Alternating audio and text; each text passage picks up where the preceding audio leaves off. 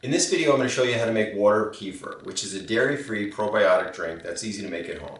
Now, just like the milk kefir, I prefer the grains over the powder because the grains will last forever.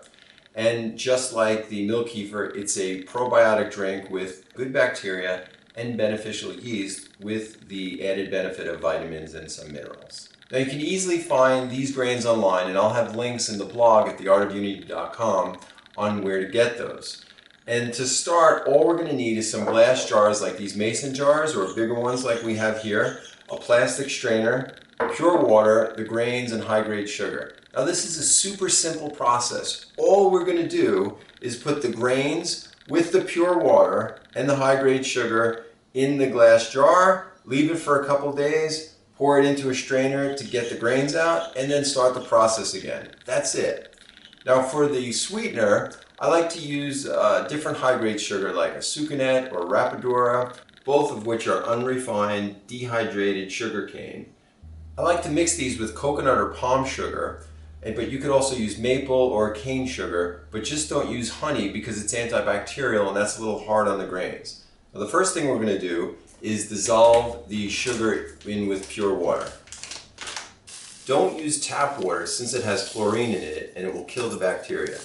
It's best to use a quarter cup of sugar per quart of water. Most or all of the sugar is eaten by the grains, turning it into a natural fructose, just like the milk kefir eats the lactose.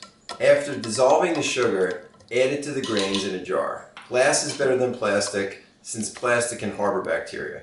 And don't use any metal because it will react poorly with the grains. Cover the top with a cloth or a paper towel with a rubber band or these tops that we have here so air can pass through it and bugs won't get in. Then you're going to let this sit for 24 to 48 hours. I usually let it go the full 2 days. And compared to milk kefir, it's a little bit harder to tell after that it's been cultured. But you'll be able to tell because it has carbonation as well as the color.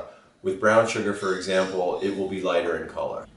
After it sits for the full 24 to 48 hours, use a plastic strainer to get the grains out of there.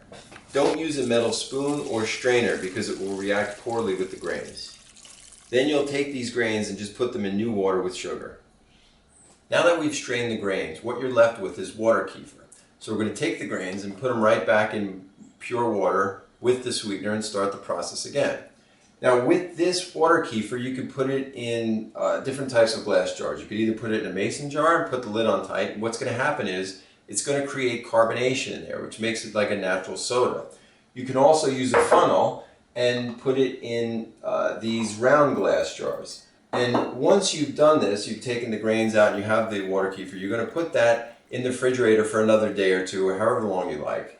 And this is the fun part because now is where you get the flavor. You can put any type of dried or dehydrated fruit in it. I like to use dried mango with ginger and let that sit for another day or two and up to a week. And this makes a kind of natural ginger ale.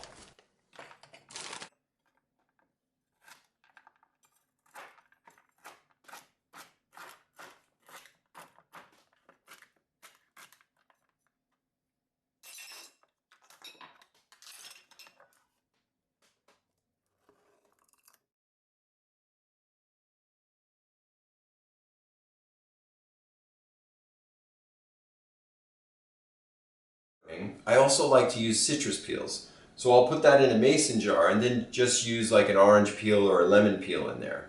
But you can also use fresh squeezed juices and that might be the easiest way. My favorite is pomegranate juice.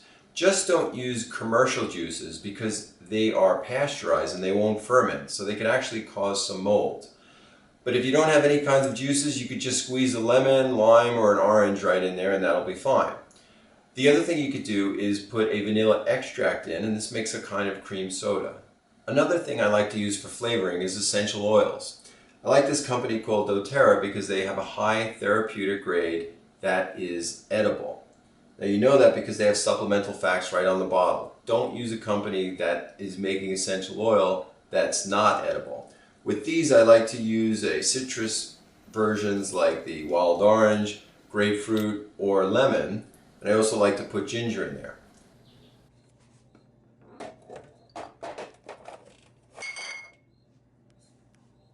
You can also put blackstrap molasses in here. Just make sure you do that after you've taken the grains out because the high mineral content will react poorly with the grains. Now, in addition to the many beneficial probiotics that this also has a lot of B vitamins, vitamin K2, and minerals. So along with the other probiotic foods that I have at theartofunity.com, this will be really beneficial to you. Now I'm going to have all of the recipes that we talked about in the blog at theartofunity.com, and I hope this works well for you. Good luck.